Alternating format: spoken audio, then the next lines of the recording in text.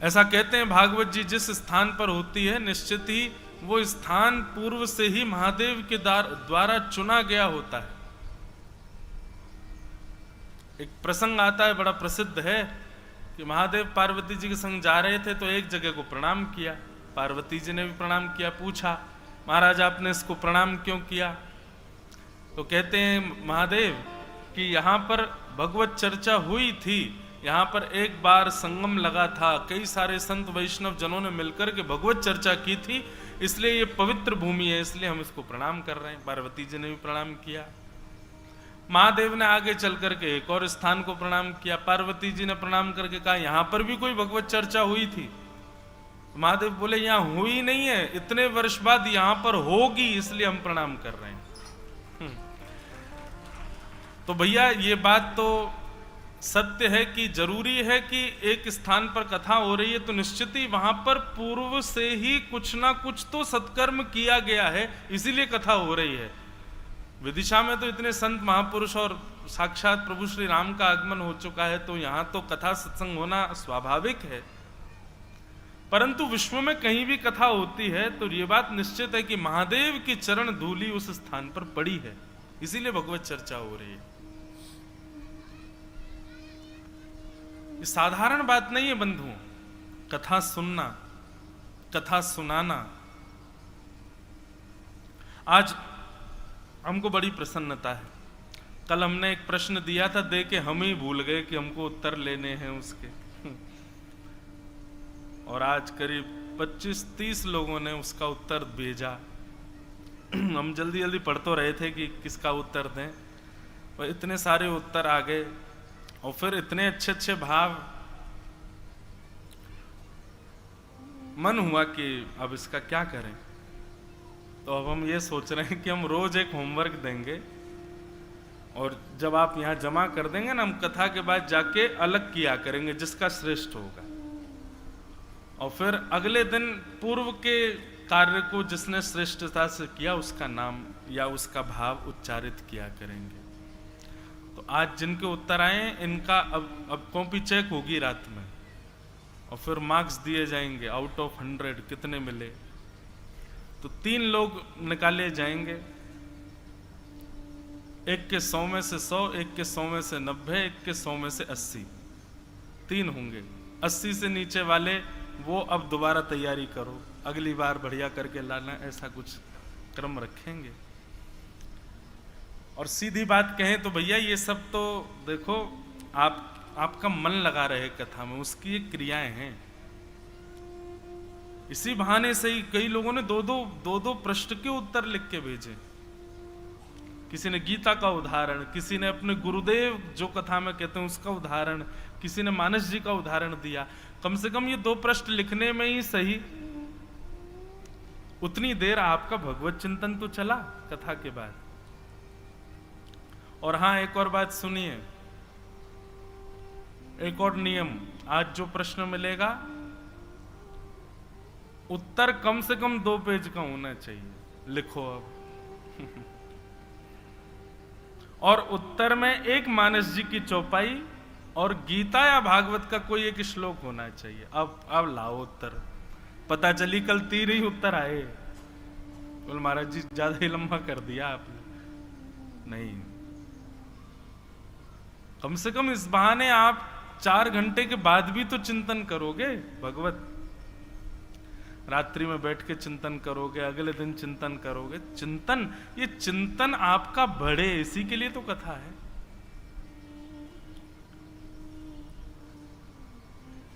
अब हम तो चाह रहे थे कि हम उत्तर बताएं, पर कई लोगों के उत्तर जो हमको पता है उससे भी अच्छा लगा हमको।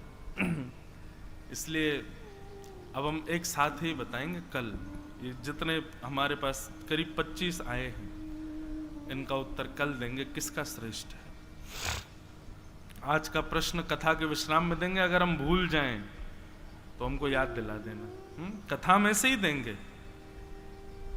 एक नया क्रम विदिशा से प्रारंभ हो जाएगा कथाओं में। अच्छा, ऐसा नहीं है कि ये हर जगह होता है, जहां पर लगता है कि श्रोता ध्यान पूर्वक सुन रहे हैं वहीं हम देते हैं ये सब ऐसे नियम, ऐसे क्रम। जहां केवल प्रसाद उड़ाने आते हैं श्रोता, कथा के बाद प्रसाद मिलेगा, वहां ये सब प्रश्न उत्तर ये सब नहीं होता। हमारा मूल उद्देश्य यही है भैया, जितना ज्यादा से ज्यादा हो सके भगवत चिंतन हो। भगवत चिंतन से ऐसा नहीं ठाकुर जी आपको मिलेंगे, भगवत चिंतन से ऐसा नहीं कि भगवान आपके जीवन में आ जाएंगे, भगवत चिंतन से आपको आगे का जीवन जीने में सहजता हो जाएगी, बुद्धि विकार विमुक्त हो जाती है। ये बुद्धि में जितने विकार होते हैं ना, जितनी टेंशन होती है, जितने ज्यादा आप विचलित रहते हो, ये विचलता, ये विकार युक्तता, ये नष्ट होती है चिंतन से, हरि चिंतन से। कभी हनुमान जी चिंतित नहीं दिखे मानस जी में। अर्जुन को चिंता हुई, ठाकुर जी ने क्या किया? आज के बच्चे को चिंता होती है, आज के लोगों को, और ये यूथ में तो बहुत ज्यादा हो रहा है। आज इतना डिप्रेशन, इतनी चिंता का केंद्र बन गया। अब चिंता होती है, हम क्या करते हैं, गाड़ी उठाई, उठ करके घूमने चले गए, भोपाल चले गए, वहां वो हैं तालाब है, सरोवर हैं, उनके किनारे बैठ आए। चिंता हो गई तो गाड़ी उठा करके हिमालय पे चले गए, पहाड़ों में घूम आए। हम चिंता से लड़ते नहीं, हम भागते हैं चिंताओं से। चिंता हो गई तो कई लोगों की चिंता दूर होती है, वो खाने चले जाते हैं, कुछ खाने चले गए। चिंता हो गई, चाय बना दो भाई, चाय तो बहुत टेंशन हो रही है। हम चिंताओं से भागते हैं। इस चिंता का एक ही सूत्र है, सत्संग। सत्संगी व्यक्ति चिंता नहीं, चिंतन करता है। तो ये आपके लिए लाभकारी है। आप जितना सत्संग करेंगे उतना विकार विमुक्त जीवन रहेगा। भाई, शरीर का वजन कम करने से कोई लाभ नहीं है, इसका वजन कम होना चाहिए। ये जितना सूक्ष्म होगा, ये जितना हल्का होगा, जितना सहज होगा, उतना जीवन सुंदर हो जाएगा। शरीर का भी होना चाहिए, पर इसका भी।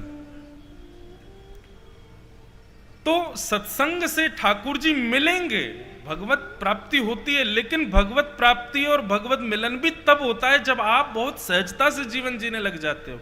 ठाकुर जी को दिख जाए कि तुम इतनी चिंता में हो, ठाकुर जी कहेंगे मैं आके और क्यों चिंता इसकी बढ़ाऊं।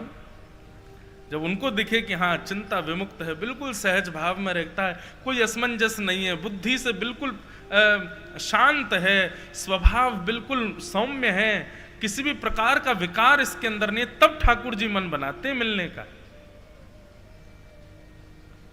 आपके अंदर से पॉजिटिव वाइब्स आएंगी ठाकुर जी को तभी तो आएंगे आपके पास। नकारात्मकताओं से घिरे रहोगे तो इंसान नहीं आएगा पास, भगवान तो बहुत दूर की बात है। तो सत्संग आपका निर्माण करता है कि ठाकुर जी आपसे रीझ हैं, ठाकुर जी आपसे प्रसन्न हो। उसके लिए ये कथा सुनना, और प्रसन्नता तो तब होगी 3-4 दिन बाद जब यहां बैठे हर श्रोता का पत्र मंच पर आवे, हैं? तब हमको लगेगा कि हाँ हमने कथा को न्याय दिया, हमने विदिशा को न्याय दिया।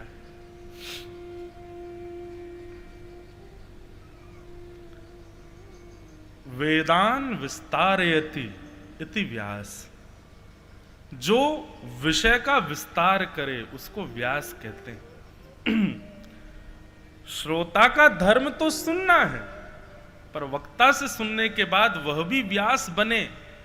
जो सुना सूत्र, मैंने कहा ना कल कि वक्ता तो केवल बीज देगा आपको, उसको पुष्पित, पल्लवित और वृक्षित करने का कार्य आपका है। बहुत अच्छा लगा, ये इतने उत्तर आए, देखो कितने हैं, देखो हम कोई ऐसे नहीं बोल रहे हैं। और देखो कैसे कईयों ने तो रंग बिरंगे उत्तर लिख के भेजे, कितने सारे। देखने में अच्छा लग रहा है ना, हमको भी अच्छा लग रहा है। अब रात में बैठ के पढ़ेंगे और इन्हीं में कोई बढ़िया सूत्र किसी का मिल जाएगा तो हम चोरी करके कथा में सुना देंगे। इसलिए खूब भाव से सुनो, और कोई अच्छा भाव लगे ना उसको चिंतन करके अपनी भाषाबद्ध करके हमको देने का प्रयास करना।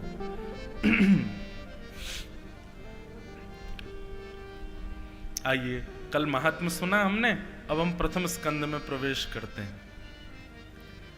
जन्माद्यस्य यतोऽन्वयादितरतः चार्थे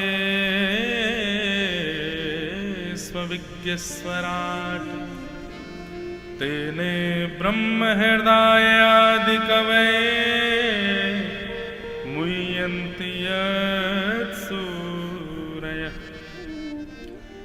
तेजो वारिमृदां यथा विनिमयो यत्र त्रिशर्गो मृषा धाम्ना स्वेन सदा निरस्तकुहकं सत्यं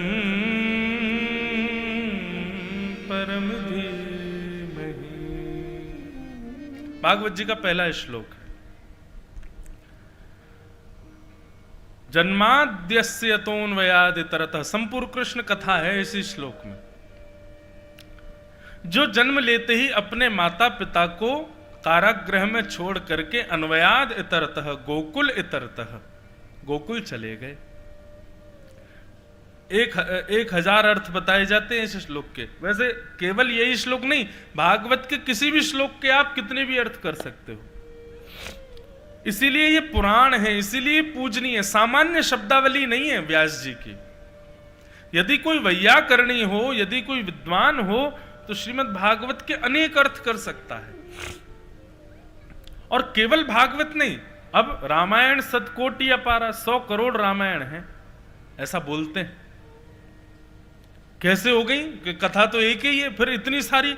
अब एक ही भाव के अनेक अनेक अर्थ कई वैष्णवों ने कर दिए, इसलिए 100 करोड़ हो गए।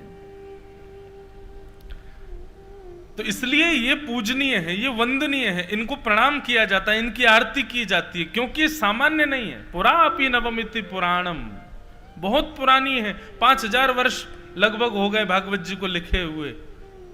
आज तक हर कथा में नवीन लगती हैं, इसलिए पूजनीय है। नवीन लगती हैं, नवीन हैं, क्यों हैं? क्योंकि श्री कृष्ण हैं। तो जन्म लेते ही जो अपने माता पिता को, अपने मूल माता पिता का वियोग करके जो अन्वयाद तरतः गोकुल तरतः नंद बाबा यशोदा मैया के पास चले गए। चार्थे स्वविज्ञ स्वराट, जो अविज्ञ है, अनविज्ञ नहीं है, सब जानते हैं। पूतना भेष बदल के आई, अगासुर बकासुर धैनुकासुर इतने सारे राक्षस आए, सबको अविज्ञ पहचान गए। और स्वराट, जो अपने प्रकाश से प्रकाशित हैं, किसी से प्रकाश लेने की आवश्यकता नहीं ठाकुर जी को। गोपियां अंधेरे में कभी छींके पर मटकी रख देती हैं, तो ठाकुर जी अंधेरे में भी जाकर, जैसे ही ठाकुर जी जाके खड़े होते हैं तो नीलमणि की तरह ठाकुर जी चमकने लग जाते हैं। और मटकी कहां रखी है गोपाल जी को दिख जाती है। स्वराट तेने ब्रह्म हृदय आदि कवये, आदि कवि ब्रह्मा को भी जिन्होंने ज्ञान दिया। मुह्यन्ति यत्सूरयः, देवताओं के राजा इंद्र को जिन्होंने बाम हस्त की कन्नी उंगली पर गिरिराज धारण करके मुह्यन्ति, मोहित कर लिया। तेजो वारि मृदाम यथा विनिमयो, पृथ्वी जल अग्नि वायु आकाश पंच तत्वों को जिन्होंने अपनी लीला से पवित्र किया। यत्र त्रिशर्गो मृषा, 3 स्थानों पर लीला की, ब्रज, द्वारिका और हस्तिनापुर। धामना स्वेन सदा निरस्तकुहकम, अपने धाम को जाने से पूर्व उद्धव को जिन्होंने अपने ज्ञान का उपदेश किया, ऐसे श्री कृष्ण जो कि साक्षात परम सत्य है, सत्यम परम धीमहि, ऐसे श्री कृष्ण को हम बारंबार प्रणाम करते हैं, उनका ध्यान करते हैं। बंधुओं,